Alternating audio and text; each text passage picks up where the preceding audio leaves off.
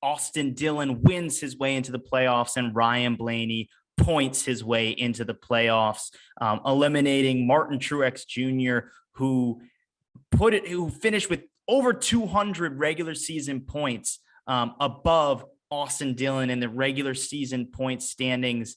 But he will not go playoff racing. He will not compete for a championship. So much to unpack at one of the wildest races you will ever see in Daytona history, probably also in NASCAR history. So much going on, so much on the line, so many different scenarios to play out, playoff implications, weather being a huge factor. There was so much to talk about, and we pretty much got to talk about it all, not only because so much of these implications played out in a huge way, but also we had a huge rain delay. So we really got to talk about what could happen if we got back racing, which we did. Shout out to NASCAR for making that happen. I think the fans deserved those final 21 laps to watch. And I think that was a really good decision.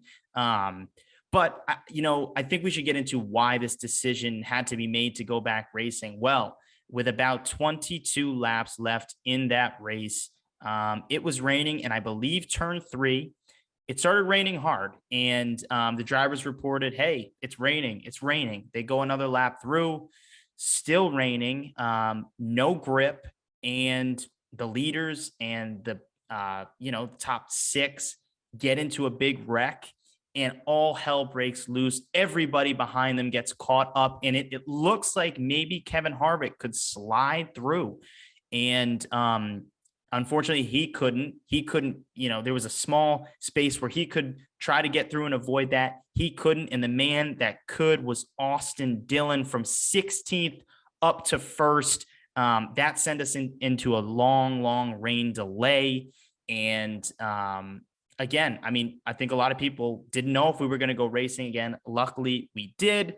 And Austin Dillon ends up working with his teammate Tyler Reddick to win this race and win his way into the playoffs, which was a crazy story in itself. But I think the crazier story was the outcome between Ryan Blaney and Martin Truex Jr. Coming in, Ryan Blaney had a very, very large points cushion on Martin Truex Jr., about 25 points, which honestly, going into one race, it doesn't sound like a lot of points, but that is a lot of points. You really need to have a crappy, shitty, however you want to say that, race to blow that points lead. And of course, leave it to the last race of the regular season. Ryan Blaney gets damage early, stage 1. Martin Truex Jr. finishes top 5 in stage 1. I think he finishes 2nd in stage 2, starts to close the gap. And Ryan Blaney at 1.6 laps down, going slow, losing laps, losing speed to the pack. Was questions at points if he was going to even clear the damaged vehicle policy. And sure enough, stage 3 comes along, and who gets caught up in a wreck? Martin Truex Jr. And then his car pretty much goes even with Ryan Blaney's car. But, Martin Truex Jr., he's still a lot of spots up, a lot of positions up on Ryan Blaney. I think he needed to beat him by 12 positions to clinch his way into the playoffs. And it looks like things are going well. Even after the rain delay, it still looks like Martin Truex Jr. could get it done. But in the end, his car was just too damaged. He lost the leaders in that pack. Ryan Blaney ended up passing a lot of cars that were, a couple laps above him, like 3 laps. They, DNF'd, and Ryan Blaney was able to pass them in the standings. Cole Custer has an issue. He gains another spot. Martin Truex Jr. tries to fight, but just did not have enough. And Ryan Blaney squeezes into the playoffs in the final spot, and Austin Dillon takes the other one.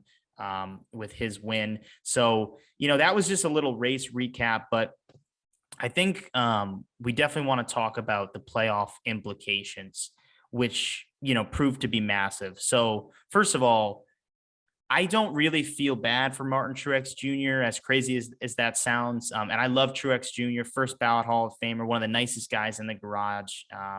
Really easy guy to root for. But I don't feel bad for him and his team. I think that 19 car has shown plenty of speed to win races, and they kind of blew a couple. Blew New Hampshire. I think they blew Las Vegas on a very bad call. Could have, won there. I definitely think they should have won at New Hampshire. They were the favorite going in, the fastest car all weekend. They had a fast car at Richmond. Both Richmond races probably should have maybe won there. So I just think in that 19 car for Joe Gibbs Racing, I think you got to win. I think they should win. I think they had so many races where they blew points opportunities as well, not just the win, but blowing points opportunities.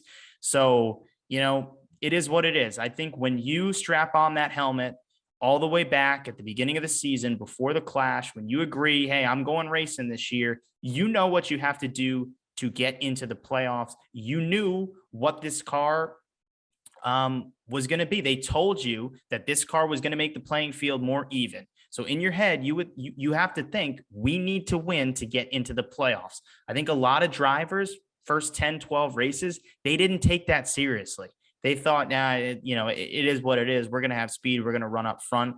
And Truex did that all season. So did Ryan Blaney. But they didn't win. They didn't get a win. And that's why they were put into this position. So I do not feel bad. That is what the drivers agreed on. That is what as a NASCAR driver, when you are in the Cup Series, the highest level in NASCAR, you need to know this is what I have to do to get in the playoffs. And, he couldn't get a win. And that's what it came down to. So I do think overall the playoff format, there does need to be something that needs to be fixed. Perhaps it should just be the top 16 in playoff points, because I think that would, I don't know. I feel like that could help because, then if you win, you get your 5 playoff points, but also stages can play a big role as well. So a guy like Austin Dillon, he just finished with 5 playoff points, right, for his win, didn't have any stage wins. And then, if you have a tie, like let's say the bottom 3, right, just have 5 playoff points. Then you go by regular season point standings, and that's who gets in. But Martin Truex Jr. probably had around 5 playoff points. I think he won both stages at New Hampshire. He won both stages in the Daytona 500. That's 4 playoff points right there. So not only did Martin Truex Jr. have regular season points, he had playoff points. I think that's an easy fix that NASCAR can do. So, winning still plays a big factor, but it's not a win in your in guarantee. So I don't know what they're going to do. I don't know how they're going to fix that, but I do think at this moment, that scenario definitely got exposed a little bit. I really don't think NASCAR ever thought they would see 16 winners on the dot. And sure enough, with the next gen car, which has been amazing, just an absolute pleasure to watch, which is funny. I say that like, it's like, it's like a teacher, well, he's a pleasure to have in class, but it really was. The next gen car has absolutely delivered. And I think it showed that, hey, it's anybody can win. Any given Sunday, anybody can win. And especially, just look at this Daytona race. Cody Ware had a real shot. Landon Castle had a real shot. Noah Gragson had a real shot to win. And I know that's a super speedway, but it just shows you how, the aggression level of drivers too. It's really ramped up this year because they know to get in the playoffs, I have to win. And I have to do whatever it takes to do that and get into the playoffs. So much has came out of this next gen car. Just a crazy weekend. I don't think it could have got any crazier, to be honest with you. We had a rain delay. This race was originally supposed to be a Saturday night race, gets rescheduled to Sunday morning. People waking up early on the West Coast just to watch this race. Regular season finale. Rain implications again the next day. Is it going to continue? red flag. NASCAR, sure enough, finds a way to dry the track, and we go back racing, which was great, like I said earlier. But we're in for a crazy, crazy playoffs. I will be doing some content coming up about the playoffs and all the implications, and who, round by round predictions. I'm excited for that. So definitely stay tuned. But just wanted to do a little recap of this Sunday's race. Just wild. And I think the playoffs can get a little crazier. So we shall see. But thank you guys for watching. Please tell me what you think in the comments, playoff implications, this format, whatever your thoughts are, please put them in the comments, and subscribe for more content. Thanks.